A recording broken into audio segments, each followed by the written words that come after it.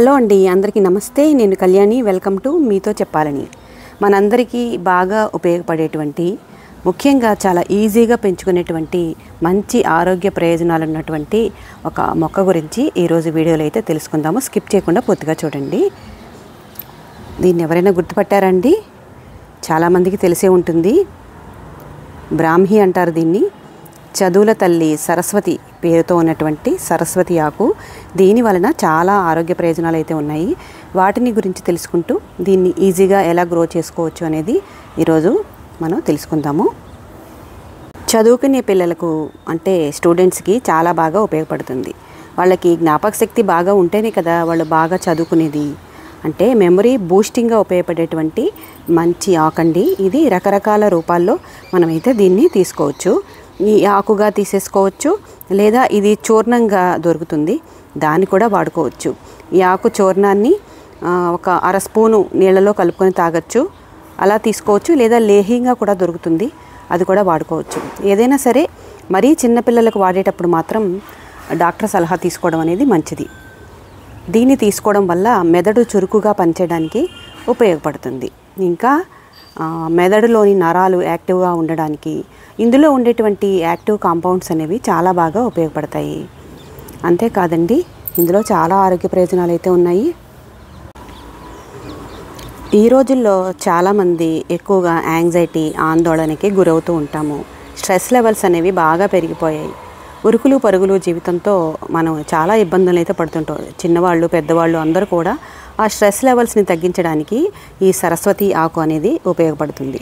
దీన్ని మరీ ఎక్కువగా అయితే తీసుకోకూడదు, కొంతమందికి పడదనమాట.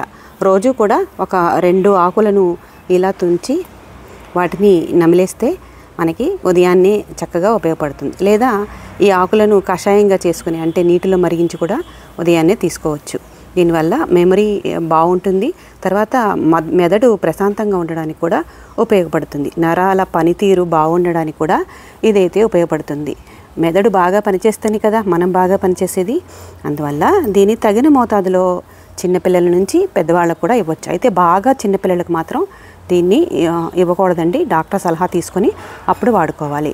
అంతేకాదండి, ప్రెగ్నెంట్ ఉమెన్, గర్భిణీలు, అలాగే బాలింతలకు ఇవ్వాలంటే అప్పుడు కూడా డాక్టర్ సలహా తీసుకొని ఇవ్వడం అనేది మంచిది.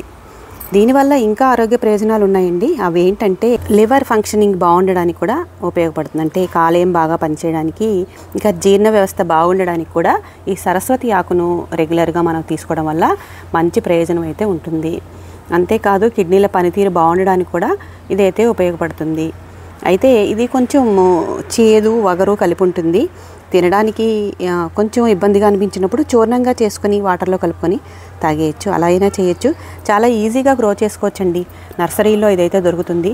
లేదా ఎవరింట్లో అయినా ఈ మొక్క ఉంటే వాళ్ళని అడిగి తెచ్చుకొని మన ఇంట్లో పాతేసుకోవచ్చు. మరీ ఎండాకాలంలో అయితే ఈ మొక్క సర్వైవ్ అవ్వడం కొంచెం కష్టంగా ఉంటుంది.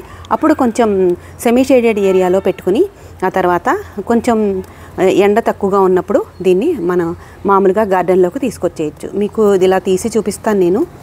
ఇది ఒక చిన్న వేరు ఇందులో ఉండిపోతే దాని నుంచి ఈ టబ్ అంతా కూడా స్ప్రెడ్ అయిపోయిందండి.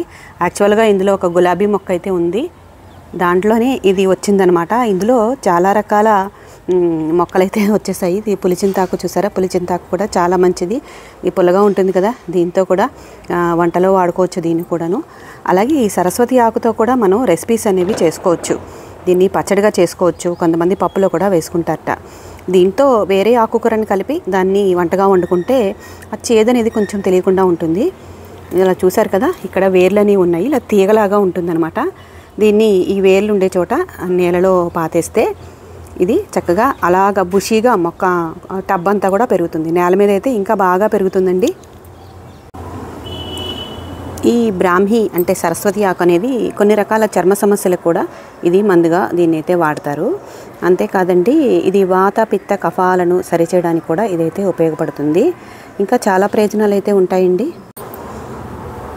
కొంతమందికి మాటల్లో స్పష్టత ఉండదు, నత్తిగా ఉంటుంది. అటువంటి వారికి ఈ సరస్వతి ఆకు దీన్ని కషాయంగా కానీ, చూర్ణ రూపంలో కానీ, లేదా లేహ్యంగా కానీ ఇవ్వడం వల్ల మంచి ఉపయోగం అయితే ఉంటుంది. రెగ్యులర్గా తగిన మోతాదులో తీసుకోవడం వల్ల ఉపయోగం అయితే ఉంటుంది. ఇంకా దీన్ని కడుపులోకి తీసుకోవడం వల్ల కడుపులో చాలా మంచి ప్రయోజనాలను అయితే ఇదైతే అందిస్తుంది. దీన్ని డాక్టర్ సలహా మేరకు అవసరమైన వాళ్ళు తీసుకోవచ్చు. చూసారు కదా, ఈరోజు సరస్వతి ఆకుని మన ఇంటి దగ్గర ఈజీగా పెంచుకోవడం ఎలాగో, అలాగే దీనివల్ల ఎన్ని ఆరోగ్య ప్రయోజనాల్ని మనమైతే పొందొచ్చు. వీడియోని తప్పకుండా లైక్ చేయండి, అలాగే మన ఛానల్కి సబ్స్క్రైబ్ చేయండి. Thank you for watching.